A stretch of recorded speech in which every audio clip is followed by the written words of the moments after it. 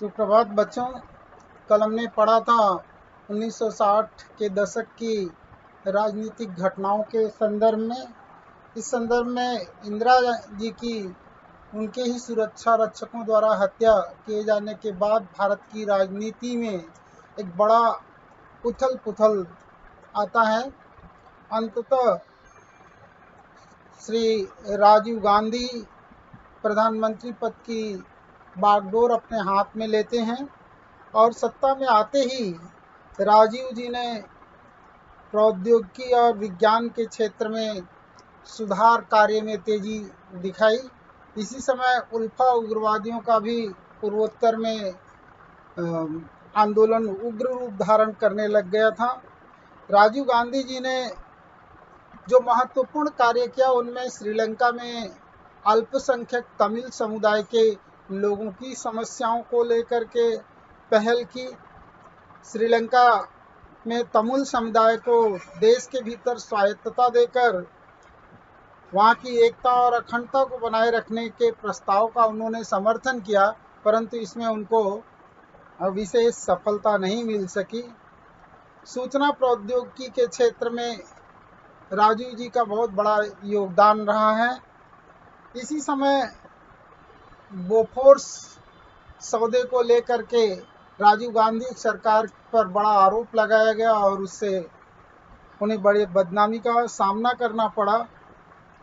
अंततः सभी राजनीतिक दलों ने चुनाव में इस भ्रष्टाचार को मुद्दा बनाया और उन्हें पराजित होना पड़ा। इस संदर्भ में विश्वनाथ प्रताप सिंह जी के नेतृत्व में नई सरकार का गठन होता है। वो जनता दल के प्रधानमंत्री बनते हैं। उन्होंने जो महत्वपूर्ण कार्य किया उसमें ओबीसी समुदाय के लिए यानी आरक्षण की नीति को ले आया और बड़े पैमाने पर जो कर्ज माफी उन्होंने की, इसका आगामी अर्थव्यवस्था पर बड़ा प्रतिकूल प्रभाव पड़ा था।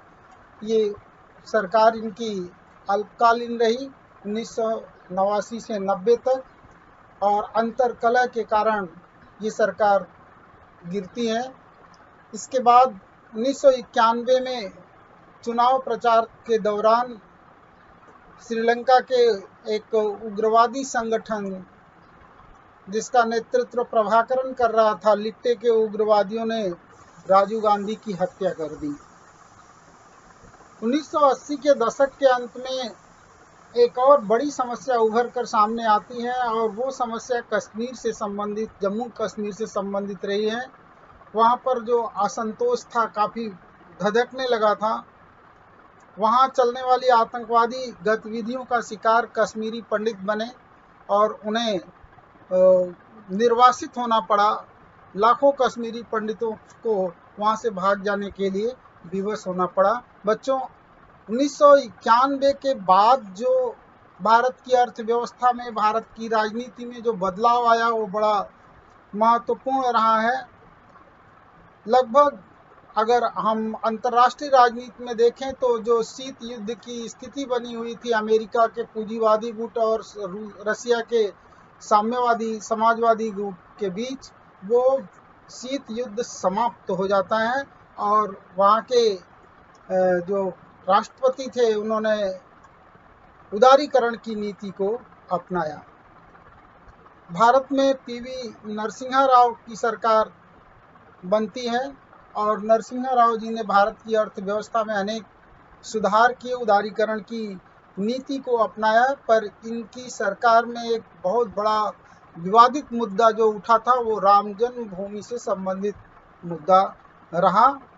इसके बाद 1996 से 1999 तक की जो कालावधि है वो भारी उथल पुथल की रही है और इस कालावधि में अनेक प्रधानमंत्री आए, जैसे एच.डी. देवी गौड़ा, अटल बिहारी वाजपेयी और इंद्र कुमार गुजराल।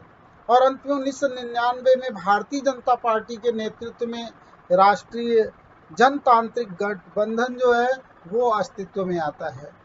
अटल जी ने सरकार में आने के बाद विश्व पटल पर भारत की परमाणु शक्ति संपन्न देश होने का घोषणा किया पोखरण में दूसरा परमाणु विस्फोट करके, परमाणु परीक्षण करके।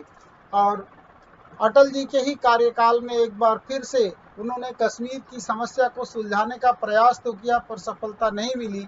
और उसी कश्मीर समस्या को ही लेकर के करगिल युद्ध होता है, जिसमें पाकिस्तान को बुरी तरह पराजित होना पड़ा।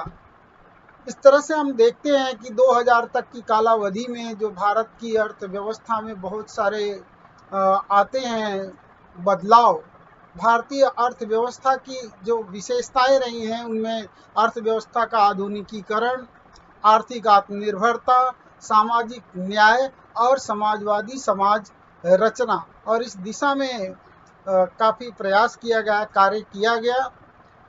इसमें पंचवर्षीय योजनाओं के माध्यम से उद्योगों का आधुनिकीकरण और आत्मनिर्भरता के उद्देश्य को साध्य करने का प्रयास किया गया। सामाजिक न्याय पर आधारित अर्थव्यवस्था बनाए रखने और भारत में योजना आयोग का गठन कर पंचवर्षीय योजनाओं के माध्यम से विकास की प्रक्रिया को आगे बढ़ाना था।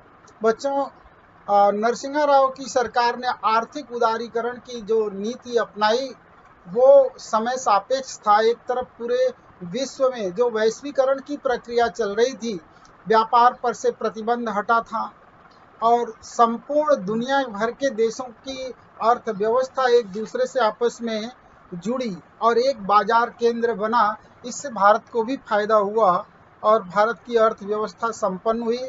भारत में विदेशी निवेश बढ़ता है और आर्थिक उदारीकरण के कारण जो बदलाव आते हैं, जो परिवर्तन आते हैं, पूंजी, श्रम, तकनीकी, प्रौद्योगिकी का बेरोक टोक संचार, इस सारी प्रक्रिया को वैश्वीकरण की प्रक्रिया के तहत जाना जाता है।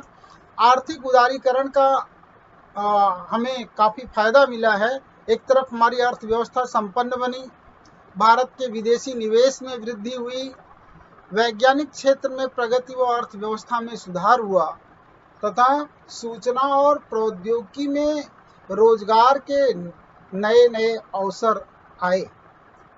इस संदर्भ में 1965 में डॉक्टर एम.एस. स्वामीनाथन जी ने कृषि क्षेत्र में नया प्रयोग किया, जिससे कृषि उत्पादन बढ़ा, भारत खाद्यान्न के क्षेत्र में आत्मनिर्भर बना। इसलिए एम.एस. स्वामीनाथन जी को हरित क्रांति के जनक के रूप में जाना जाता है।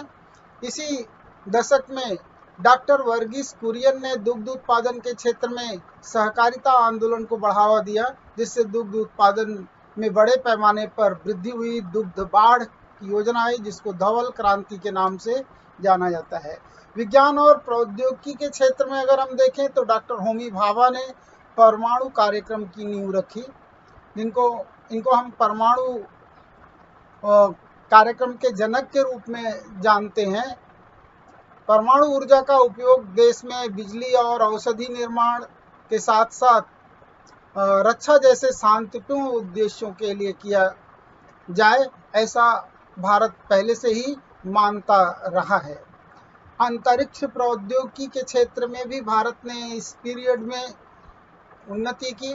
वर्ष 1975 में भारत ने अपना पहला आर्यभट्ट उपग्रह अंतरिक्ष में प्रक्षेपित किया, जिससे सूचना प्रौद्योगिकी के क्षेत्र में, संचार के क्षेत्र में काफ़ी प्रगति हुई। महिला सामाजिक क्षेत्र में भी बदलाव आया। महिला और बाल विकास विभाग का स्वतंत्र रूप से गठन किया गया। महिलाओं को सामाजिक न्याय दिलाने के लिए दहेज पर प्रतिबंध व समान वेतन जैसे कानून पारित किए गए। इसी पीरियड में संविधान में 73वां और 74वां संविधान संशोधन लाया गया, जिसके तहत जो है महिलाओं को स्थानीय स्वायत्त संस्थाओं में आरक्षित स्थान की घोषणा की गई। पिछड़े वर्गों का हित साध्य करने के लिए काका साहब कालेलकर आयोग का गठन किया गया और 1978 में बीपी मंडल आयोग का गठन किया गया। इससे आरक्षण नीति पर अमल लाया गया। दलितों को, पिछड़े वर्ग के लोगों को अन्याय और अत्याचार का सामना न करना पड़े, इसके लिए एट्रोसिटी एक्ट पारित किया गया, दलित अत्याचार विरोधी कानून। और अंतर्राष्ट्रीय संगठन में भारत का बड़ा योगदान रहा। G8, G20 और ब्रिक्स जैसे संगठनों का भारत एक सम्मानित सदस्य के रूप में स्थापित हुआ। Thank you. आगे हम इस लेसन के बारे में समीक्षा